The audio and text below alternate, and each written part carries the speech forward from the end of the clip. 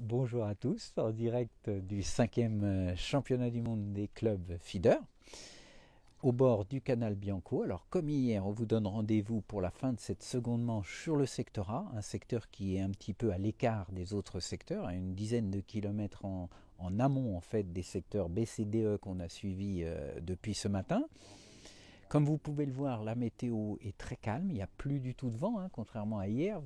Si vous avez suivi la pesée qu'on a fait ici même hier, on a l'impression que c'est carrément un autre endroit, hein, parce que hier c'était une tempête terrible, il y avait des nuages noirs partout. Pour la pesée, il fallait se cacher derrière les voitures. Là aujourd'hui, ça devrait se passer de manière plus calme, on va dire. Alors en revanche, au niveau de la pêche, ce temps calme, l'absence de courant létal, ce qu'on a pu voir avec Alban Bonato tout à l'heure à la mi-temps, ça rend la pêche un petit peu plus difficile. On a fait un petit peu le tour là de ce secteur A. La pêche est presque encore plus difficile qu'hier, sur cette deuxième partie de manche en tout cas. Donc la taille des brèmes est très très importante. Il y a beaucoup de plaquettes en fait qui font entre 40 et 60 grammes. Et puis ensuite, vous pouvez, le poids bondit jusqu'à 300-400 grammes. Donc évidemment, ça fait une énorme différence. C'est très difficile de s'en tenir uniquement au nombre qui est indiqué derrière chaque pêcheur, hein. Je rappelle qu'au championnat du monde, il y a des commissaires qui notent chaque heure après heure le nombre de poissons derrière chaque pêcheur. Mais si vous vous tenez uniquement au nombre, vous avez beaucoup de difficultés à connaître le classement provisoire de votre pêcheur. Alors dans ce secteur A, on a donc les deux pêcheurs français qui vont être dans le même sous-secteur. C'est pour ça qu'on est venu ici, ce qui nous permettra de suivre à nouveau la pesée dans ce sous-secteur A du numéro 23 où se trouve justement le pêcheur de Rodez, Jérôme Dauchez. Donc on commencera directement par le A23, puis on remontera jusqu'au A43 en passant par le A35 où se trouve Manu Gouilleux, qu'on ira voir tout à l'heure pour la fin de la manche. Alors j'ai parlé un petit peu avec les capitaines. A priori, il n'y a pas de catastrophe pour les pêcheurs français, mais il n'y a pas non plus de résultats exceptionnels. Ça a l'air d'être un petit peu la même chose un peu partout. Peut-être Olivier Zelensky et puis Michael Letcher, tous les deux sont quand même pas trop mal classés, mais en tout cas ils sont pas dans les premiers de leur secteur. Donc a priori aux dernières infos, il n'y a pas de pêcheur français qui réalise une performance exceptionnelle. Donc on va dire qu'au niveau du classement général, il ne faut pas s'attendre à une remontée terrible des équipes de France. Elle devrait se situer à nouveau en milieu de tableau. Donc qu'est-ce qui se passe au niveau du haut du tableau justement? Au niveau du haut du tableau, on a évidemment les Hollandais de JWP Service qui ont l'air de marcher un peu partout. Donc ils étaient déjà en tête. S'ils confirment aujourd'hui, ils ne devraient pas être loin de la médaille d'or. Ils étaient avec seulement 4 points d'avance sur les Italiens du team Tubertini A. En revanche, là par contre, les Italiens, ça paraît beaucoup plus difficile pour eux. En particulier tout à l'heure dans le secteur qu'on est allé voir avec Olivier Zelensky et Michael Letcher, où l'Italien était juste à côté de Mika et qui avait beaucoup de difficultés, hein. Quand on est passé à la mi-temps, il était autour de la 20e place sur 23 de son secteur. Donc ça devient un peu difficile peut-être pour les Italiens pour sauver leur médaille. En revanche, on a des infos plutôt positives sur les deux autres équipes hollandaises. Donc ça veut dire qu'on aurait JWP Service, je lis à chaque fois parce que j'ai du mal avec ce nom, JWP Service, mais Preston Innovation Netherlands et Dutch Feeder Squad ont l'air de marcher aussi. Donc je ne sais pas si on s'achemine vers ça, c'est bien trop tôt pour le dire, mais je ne serais pas surpris si on avait un podium uniquement hollandais. Parce que si les Italiens de Tubertini A rétrogradent, ben, qui c'est qui va monter prendre les deuxième et troisième places? Ça risque d'être les Hollandais. Alors il va falloir suivre les Autrichiens aussi, on en parle très peu, mais ils sont troisième jusqu'à maintenant, hein, après, à l'issue de la première manche. On n'a pas trop vu ce qu'ils ont fait dans les autres secteurs. Ici on le saura puisque le pêcheur autrichien est au A39 c'est-à-dire pas très loin de l'aile de ce secteur A où on va suivre la pesée, donc on connaîtra son classement immédiatement. Sinon, il y a les Hongrois donc, qui sont en fait l'équipe de Tamás Walter qui sont 6e au classement provisoire, qui étaient un peu décrochés quand même.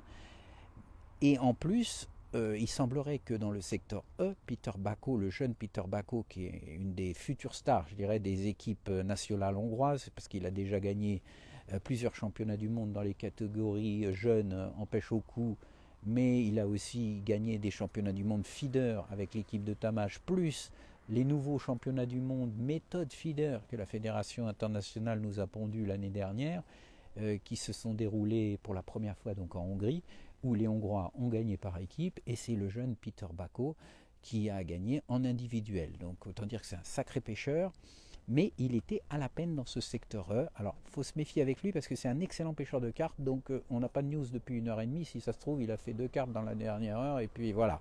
Mais en tout cas, aux dernières infos, on entend beaucoup parler des Hollandais, pour tout vous dire. Donc, méfiance. Et en tout cas, le JWP Service est bien parti pour conserver son titre. S'il y arrive, ce sera la première fois, évidemment, en 5 participations, qu'une équipe remporte 2 fois de suite, même 2 fois tout court, le championnat du monde des clubs. Alors, on va terminer tranquillement cette seconde manche en suivant Manu Gouilleux. Et puis, je vais essayer de me faufiler, de descendre sans me casser la figure. Hein. Alors, on va aller le voir. Je vais prendre la caméra et puis je vais essayer de descendre, voir Manu au plus près. Et puis en espérant qu'il nous chope un beau poisson sur la fin de cette manche. Ce serait la cerise sur le gâteau pour terminer en beauté ce championnat. Alors, je vais essayer de descendre. Je vous dis, c'est un peu casse-gueule, mais moi je vais me mettre sur les fesses, hein, je ne vais pas prendre de risque. Voilà. Alors, on y arrive. Alors ici, en fait, sur ce secteur, les pêcheurs ont commencé un peu comme partout en pêchant. Et, merci Laurent de prendre soin de moi, mais je fais très attention, c'est pas grave si le pantalon est plein d'herbe. Au moins, je suis au plus près de l'action pour suivre la fin de la manche de Manu. Donc ici, ils ont beaucoup pêché en fait comme partout en bordure au départ. Et puis au fur et à mesure, on commence à alterner les pêches. Là, Manu est plutôt sur une pêche, je dirais pas de l'autre côté, hein. Il pêche aux 3/4 en fait du canal, à environ 40-45 mètres, je dirais. Donc aujourd'hui, une pêche relativement confortable avec l'absence de vent, hein. C'est pas comme hier. Bon, je vois que vous êtes beaucoup à suivre Manu et à l'encourager. Alors on le voit pas trop parce qu'il est emmitouflé. C'est vrai que ce matin, en plus, il faisait des températures quasi hivernales, hein. On est à 50 km de Pise, mais ce matin, c'était quasiment le gel. Il faisait 2-3 degrés avec un bon petit vent. Je peux vous dire qu'il faisait très froid. Maintenant, évidemment, le soleil brille, il n'y a pas de vent. Donc c'est un peu plus de ce qu'on peut attendre de l'Italie. Alors, on va regarder Pateri les Bleus, Isabelle. Si, disons que c'est ce que je dis toujours, les championnats du monde, il faut en faire beaucoup pour pouvoir un jour postuler à des résultats réguliers. Évidemment, on peut toujours faire une performance sur une année, une pêche qui convient, mais en général, ça demande beaucoup d'expérience parce que c'est quelque chose de très particulier. Il y a beaucoup de travail à faire en amont sur le renseignement, sur le parcours évidemment, puisque par définition en général on voyage à l'étranger, mais ensuite surtout bien gérer la semaine d'entraînement parce que ça dure 5 jours, ça paraît long, mais en fait c'est très très rapide parce que vous ne vous entraînez qu'une seule journée par secteur. Donc ça veut dire que ce secteur A par exemple qui est complètement éloigné des secteurs B, C, D, E, vous avez qu'une seule journée pour comprendre comment il faut pêcher ici. Donc c'est pas du tout évident, en particulier ici où vous avez ces phénomènes de marée, de salinité, on en a beaucoup parlé pendant tout le week-end. Donc forcément, c'est pas en 5 jours que vous pouvez maîtriser parfaitement ce genre de choses. C'est aussi pas trop une surprise de voir que les Néerlandais, les Hollandais maîtrisent ce genre de pêche. Hein. Forcément, eux, les canaux et les phénomènes de marée, ils connaissent. Hein.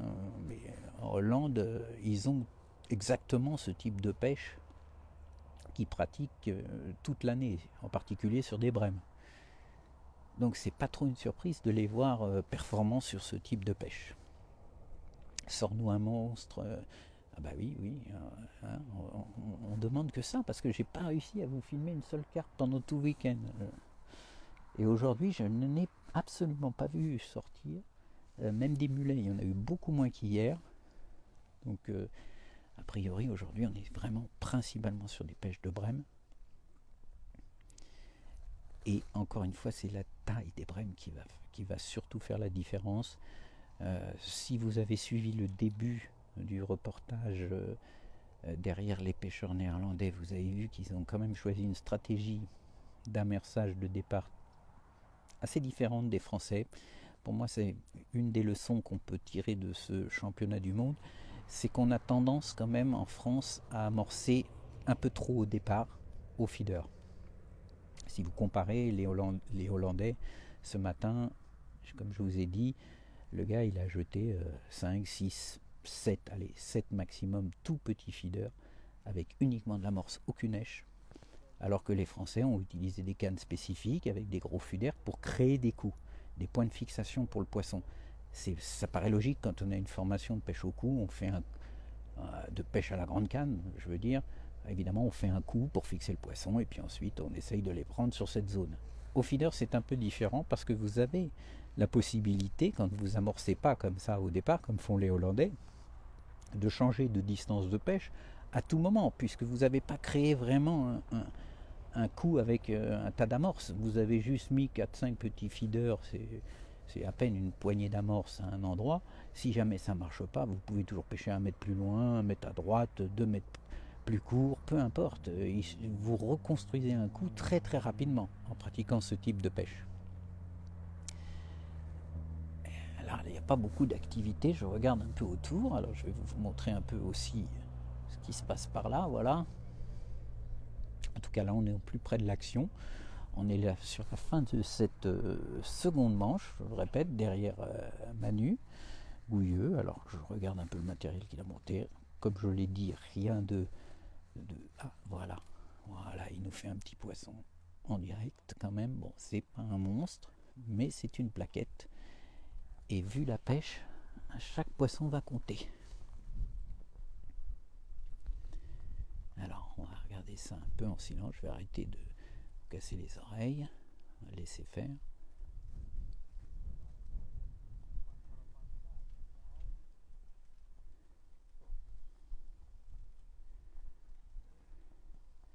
Alors, vous voyez, il pêche aux 3/4 du canal, donc il faut le temps de le ramener. C'est là le plus délicat parce que, évidemment, il pêche en tresse. Il faut ramener le poisson sur 45 mètres à peu près. Aléatoire, ça dépend. La preuve que non, avec les 3 équipes hollandaises, et Laurent a absolument raison, c'est pas du tout aléatoire. Pas du tout. Alors, une plaquette. Et voilà, elle est dedans. Alors bon, c'est pas un monstre, hein, mais c'est une plaquette. Combien? 150 points, je dirais.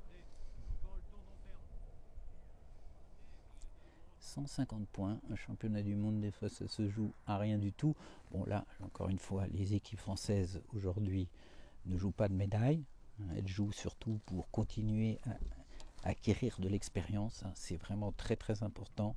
Même si vous réussissez une performance assez décevante finalement au championnat du monde, c'est une expérience, c'est de l'expérience. Ça fait déjà 2 championnats du monde pour la Gaule lanoise, 2 championnats du monde pour le Team Feeder Compétition Rodez.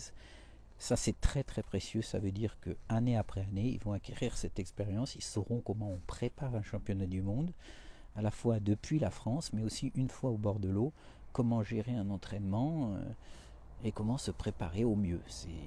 Encore une fois, ils sont confrontés à des équipes qui, elles, ont participé le plus souvent à beaucoup de compétitions. Il y a beaucoup d'équipes ici qui ont des pêcheurs internationaux, pas forcément au feeder d'ailleurs. Vous avez des équipes où il y a des pêcheurs au coup. On a vu avec Ferruccio Gaba Pour l'équipe italienne, bon, il n'a jamais fait un championnat feeder.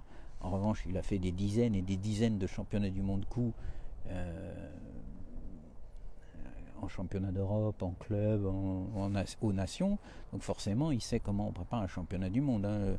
Dire, les bases restent les mêmes, c'est la technique qui change. Mais comme dit toujours Jan van Schendel, je le prends toujours en référence, il dit les poissons ne voient pas la canne que vous avez entre les mains.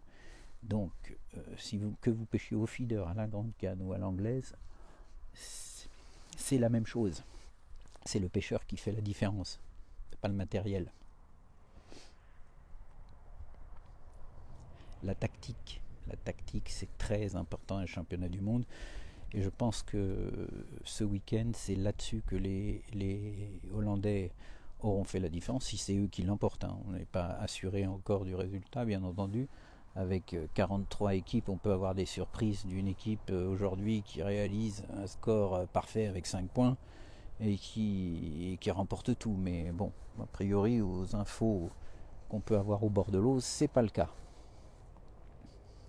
Et donc les Hollandais, pour moi, de ce que j'ai vu, j'insiste beaucoup, c'est d'abord au niveau de l'amorce, une amorce plutôt beige clair, voire un peu jaunâtre, assez riche et collante, d'après ce que j'ai vu, puisque la façon dont ils les pressent dans le feeder, ils n'ont pas beaucoup besoin d'appuyer beaucoup pour que ça tienne très très bien. Et quand on voit l'impact du feeder en surface, on voit absolument aucun nuage et aucune particule sortir. Donc ça veut dire que c'est une amorce assez collante, peut-être comme ils le font souvent, mouiller le soir à l'avance pour que ça travaille pas trop.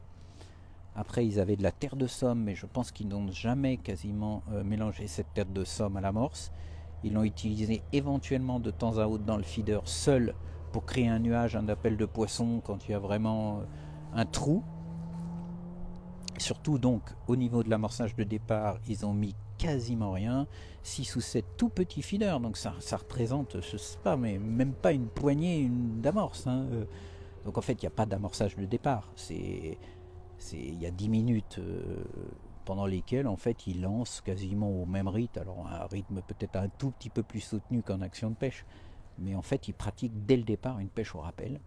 Je pense que ça a été une des clés aussi de leur réussite. Et c'est l'un des points que j'avais souligné tout à l'heure qui fait à mon avis la différence au niveau de l'approche de la pêche au feeder par rapport aux pêcheurs français qui ont tendance à vouloir absolument faire un coup avec une canne spécifique, un gros feeder pour créer un point de fixation. Il faut qu'on arrive à un petit peu se dégager de cette façon de penser qui est quand même issue directement de la pêche à la grande canne. La création d'un coup, d'un point de fixation. Bon, c'est évidemment beaucoup pratiqué en pêche à la grande canne, que ce soit en jetant des boules à la main ou à la coupelle. En revanche, le feeder, ça demande un petit peu une autre philosophie. Déjà, la manche dure 5 heures, donc ça laisse beaucoup plus de temps pour créer des coups différents, des points de fixation, sans mettre des grandes quantités d'amorce. En fait, on fait réagir très rapidement le poisson sur des petites quantités d'amorce et d'appât. Donc je pense que c'est l'une des leçons qu'on devrait pouvoir tirer de ce championnat du monde. Il y en aura forcément d'autres. Hein. On continuera à aller à la pêche au renseignement auprès des pêcheurs néerlandais à la fin de la manche. Hein. Forcément, les gens parlent beaucoup plus après un championnat, surtout quand ils ont gagné, qu'avant. C'est un peu logique. Et puis, on relayera tout ça soit sur la page Facebook, soit dans de futurs articles, comme on a pu faire avec Walter Lens, après le Belge Walter Lens, le capitaine de l'équipe de Belgique, après leur victoire à Rieux. On est allé le voir à la fin du championnat du monde. Je l'ai contacté, je lui ai dit écoutez, d'abord chapeau pour votre performance, et puis on voudrait bien comprendre ce que vous avez fait. Est-ce que vous êtes d'accord pour qu'on aille faire un reportage en Belgique?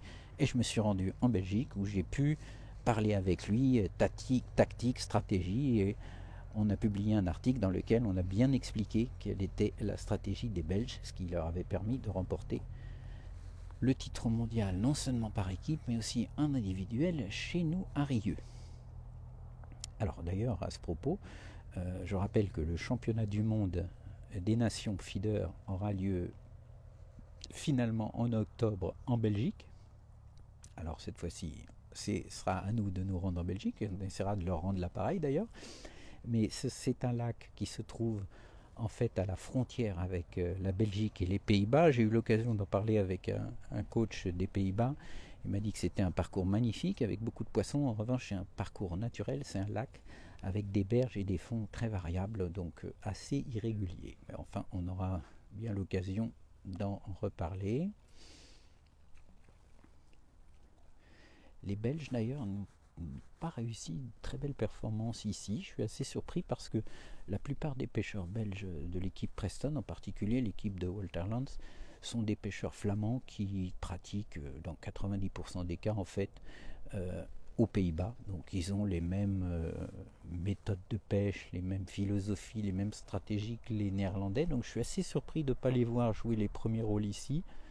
En revanche, comme je l'avais dit, je suis pas trop surpris par la contre-performance relative des équipes anglaises.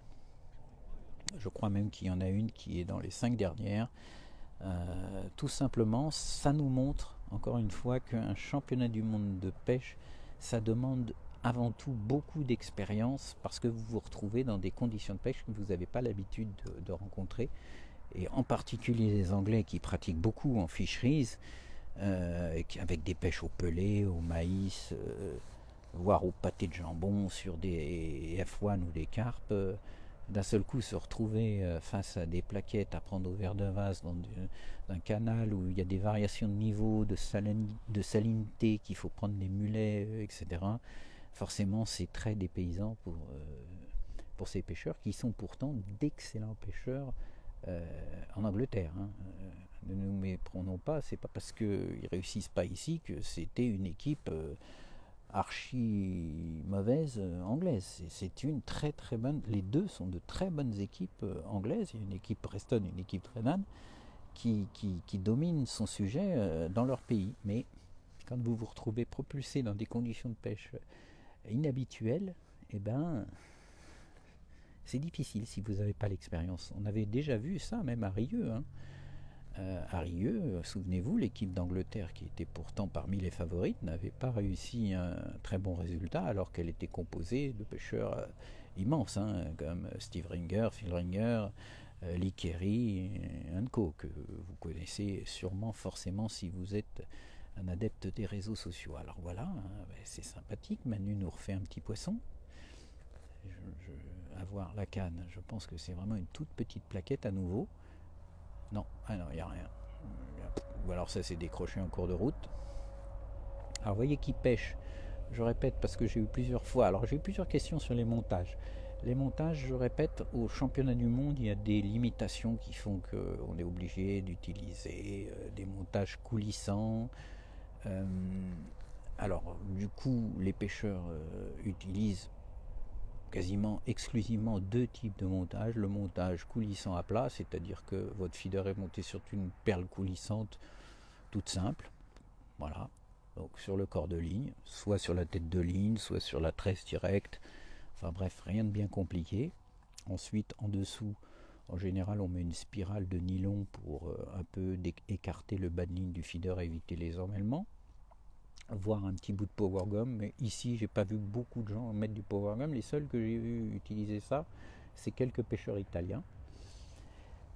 Ou alors le deuxième montage qu'on utilise en général dans des championnats du monde, c'est un montage exactement le même mais avec une potence. Voilà, là c'est le signal des 5 minutes, c'est bien ça? Oui, donc il nous reste 5 minutes. Allez, 5 minutes pour nous prendre un gros poisson, là ce serait sympa. Un peu de suspense là, un joli mulet par exemple, le truc qui est quand même difficile à ramener et puis surtout à mettre à l'épuisette, ça ferait un peu de spectacle pour terminer ce championnat du monde. On y croit, il faut y croire jusqu'à la dernière seconde dans un championnat du monde, tout peut arriver jusqu'à la dernière minute. Donc je disais à propos des montages, le deuxième montage type c'est le même montage en fait avec une perle qui coulisse sur le corps de ligne, sauf qu'on ajoute une petite potence, en général entre 3, 5 voire 7 cm, qui permet d'avoir un montage un peu plus souple sur des poissons qui sont un peu tatillons, à commencer par les plaquettes, voire les gardons, mais principalement pour les pêches de brème et de plaquettes, c'est un poisson quand même qui qui mord pas de la même façon qu'un gardon. Le gardon est plus agressif, hein, quand il aspire, c'est un poisson mobile qui est assez agressif à la touche, alors que la brème est plutôt un poisson de fond qui suçote lèche, en particulier les vers de vase, ils adorent les suçoter. Vous ramenez juste la peau et vous avez à peine vu une touche. Donc il faut utiliser des sillons super fins et des montages sensibles, donc de la tresse et puis un montage sur potence. J'ai eu aussi tout à l'heure des questions à propos de pourquoi les Hollandais sont favorisés parce qu'ils ont 3 équipes. Alors c'est tout simple, c'est un changement du règlement de la Fédération internationale depuis cette année. Toutes les nations ont le droit désormais à 2 équipes. Donc évidemment les Français et les autres ont inscrit 2 équipes. Alors c'est pas obligé, hein, il y a des nations qui ont une seule équipe.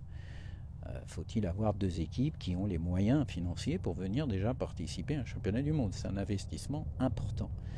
Alors les Hollandais, pourquoi ils en ont 3? C'est simplement parce qu'ils ont aussi l'équipe championne du monde en titre. Désormais l'équipe championne du monde en titre est automatiquement qualifiée pour l'année suivante. Donc c'est la raison pour laquelle j'ai bien l'impression qu'on va finir sur une prise de Manu. Juste pour le spectacle, ça c'est sympa. Allez, on y croit, oui, là cette fois-ci, c'est sûr qu'il y a un poisson au bout. Vu la façon de ramener, vous voyez, il pompe doucement. L'important avec de la tresse, c'est surtout pas de laisser du mou. C'est un peu comme à la pêche au cou. Et puis d'avoir une canne pas trop raide, évidemment, parce que la tresse, le gros avantage, c'est la transmission de la touche. En revanche, ça n'a pas du tout d'élasticité. Donc quand le poisson met un coup de tête, si jamais il est piqué au bord, il risque de se décrocher. Voilà, il reste 2 minutes. Là, son coach vient de le prévenir. 2 minutes et il nous prend un dernier poisson. Ah, ça fait plaisir. Alors, c'est pas un monstre encore, c'est à peu près la même taille, hein, et une centaine de grammes. Une centaine de grammes. Mais tout à l'heure, vous verrez que 100 grammes, je prends les paris qu'à 100 grammes près, ça va lui permettre peut-être de gagner une place, voire 2. On verra.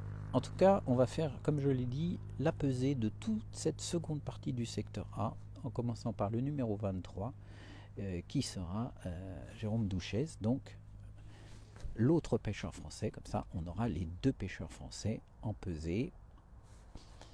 Pas de jaloux. Alors, je vous demanderai de collaborer comme vous avez fait parfaitement hier, c'est-à-dire que moi, je vais suivre la pesée. J'annoncerai ou je montrerai le tableau des résultats de chaque pesée. En revanche, je ne pourrai pas faire le classement au fur et à mesure. Alors bon, il y aura les coachs autour de nous qui vont tout noter, mais enfin, c'est plus sympa de vous faire participer. Il faut bien que vous bossiez un petit peu aussi, vous. Donc, moi, j'annoncerai les scores, et puis ce sera à vous de faire le classement du numéro 23 au 43. Comme ça, vous pourrez être les premiers à savoir quel est le classement des Français dans ce secteur A. Voilà. Ah, je vois que la famille suit de près ce qui se passe ici. C'est bien, ça fait plaisir. Vous avez été très très nombreux pendant tout le week-end. Ce qui m'a fait beaucoup plaisir, c'est de voir que il y a beaucoup de supporters indépendamment des clubs. La plupart des Français, ils sont derrière les 2 clubs français. Alors attention, parce que là, il y a un pêcheur à gauche qui est en train de tirer comme un malade. Il est en train de ramener un poisson. Il reste a priori moins d'1 minute. Est-ce qu'il va le prendre derrière, là-bas? Oui. Ah mince, il va le choper. Ah, et il a réussi. Bravo à lui quand même. Il a réussi. Ah c'était limite, hein, et à 10 secondes près. Et puis en plus, elle est pas vilaine. Je pense qu'elle fait plutôt dans les 200 points, sa brème, à notre voisin là, malheureusement. Donc un grand bravo à tous les pêcheurs en tout cas. Alors, ce qu'on va faire, c'est que je vous donne rendez-vous tout à l'heure, hein. Je vais couper la retransmission et je vais la reprendre. Je ne sais pas dans combien de temps, parce que l'organisation est un peu aléatoire, pour être honnête. Mais normalement, ça ne devrait pas être trop long avant que commence la pesée de ce sous-secteur du 23 au 43. Et on va suivre tout ça de très près. Donc je vous dis à tout à l'heure. Restez connectés et surveillez dès qu'on commence le live, c'est qu'on commence la pesée de ce secteur A. En tout cas, bravo Manu. Merci à vous. À tout à l'heure.